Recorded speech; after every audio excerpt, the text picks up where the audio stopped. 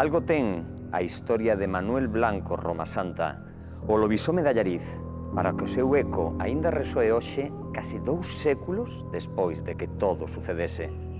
Romasanta, os sacauntos, un nome que todavía inspira terror arredor das lareiras nas frías noites de inverno.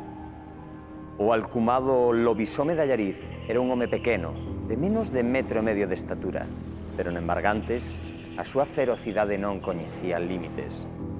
Ao longo dos anos, sospeitase que case 20 persoas morreron nas súas mans. Ou nas súas gadoupas, porque Romasanta sostiña que cada vez que atacaba a unha das súas vítimas solitarias no medio dos bosques, facíao transformado en lobisome. Pode ser que isto hoxe nos pareza absurdo, mas os médicos da época e incluso os xuíces e a prensa deron por certo que así era. Tamén deron como certo que Romasanta vendía a graxa, o unto das súas vítimas, nas feiras e os mercados da época.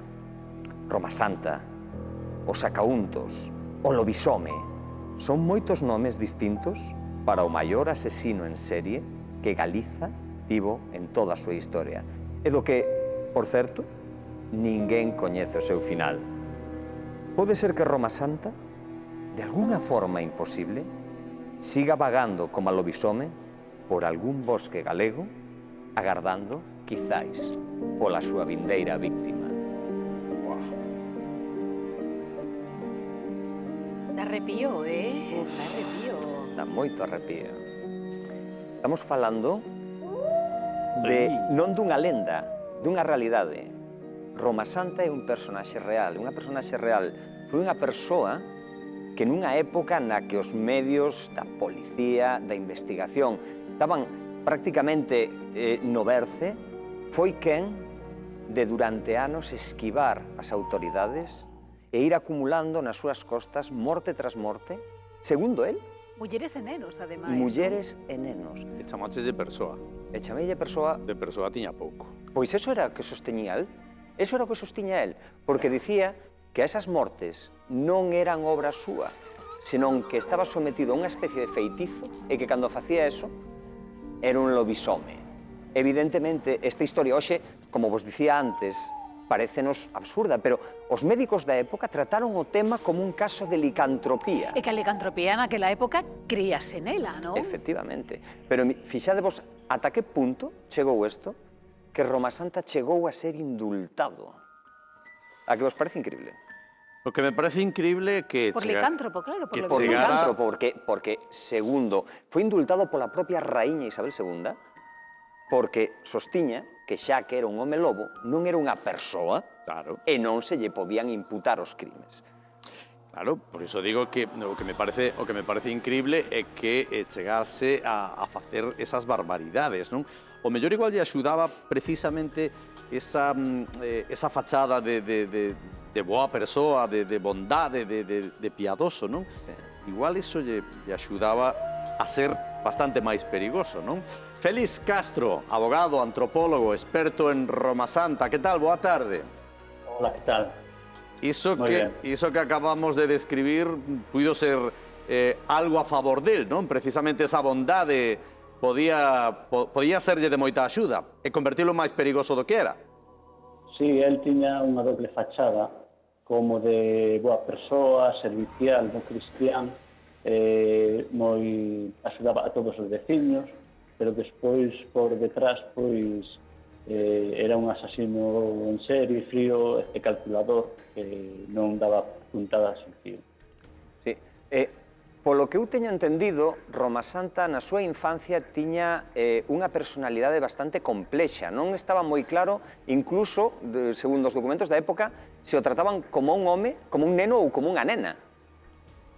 Sí, bueno, hai a hipótese que, bueno, planteou fundamentalmente o antropólogo Mariño Ferro e tamén o forense Fernando Serrulla, que pudera sufrir pseudohermafroditismo femenino, que se refire pois a que non están os caracteres sexuais claramente definidos e que en principio podía ser criado como unha nena sin embargo, posteriormente, ca pubertade que sae cando os andróxenos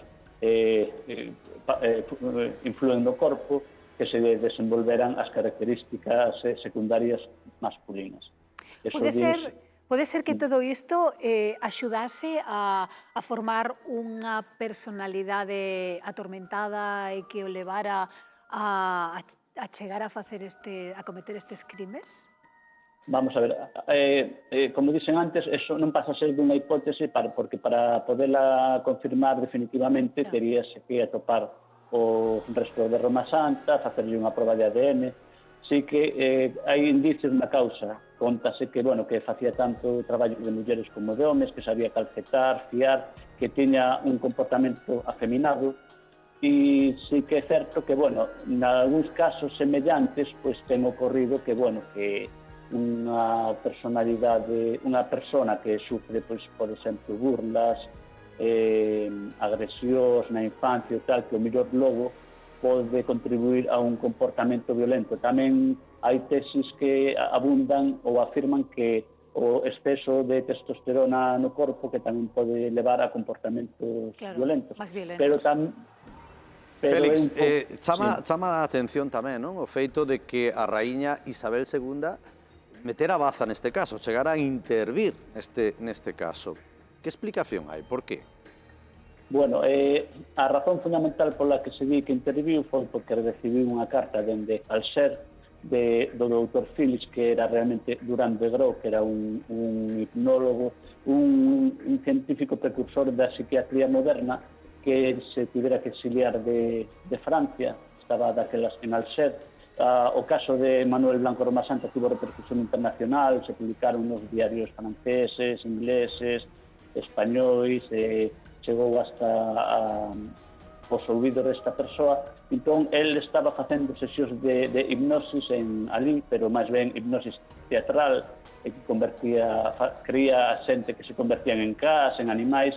Entón, mandoulle unha carta a Isabel II dicindo que el podía revertir as crenzas monomaníacas de Manuel Blanco Roma Santa e, digamos, en certo modo, curalo.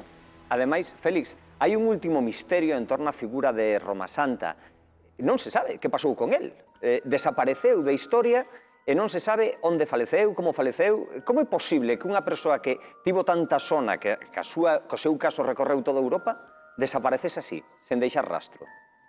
Bueno, aí perdona, pero tense que corrixir o dato, porque o meu irmão e eu, precisamente, unha das máis importantes contribucións que fixemos ao caso de Roma Santa foi de descubrir onde faleceu. Xa o dixemos casi fai 10 anos, pero cada pouco a xente nos pregunta se é certo que morreu ali, se non, e tal. De feito, o que penso que podemos seguir contando hasta que morramos, que a xente vai seguir crendo no mito do lobisome que sigue vagando polas montañas de Galiza e eso. Bueno, se queredes vos conto onde morreu.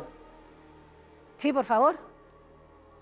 Bueno, pois el resulta que cando lle foi conmutada a pena de morte pola raíña Isabel II, a conmutación da pena implicaba rebaixar un grado a de cadea perpetua. A xente que facía delitos na península mandaban a ultramar. Neste caso, foi enviado a Ceuta e morreu ali dun cancro de estómago o 23 de decembro de 1863.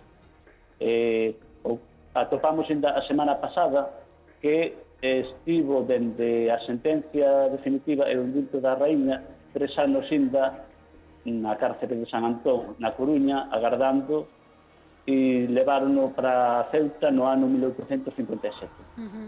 Unha gran historia. Félix Castro, moitísimas grazas por contarnos todas estas historias e por deixarnos así un poquinho o medo no corpo. Unha aperta. Sabedes que vos digo? Sapos e bruxas, meigas, curuxas, que agora preparamos unha queimada. Imos a la veña. Félix, ata logo.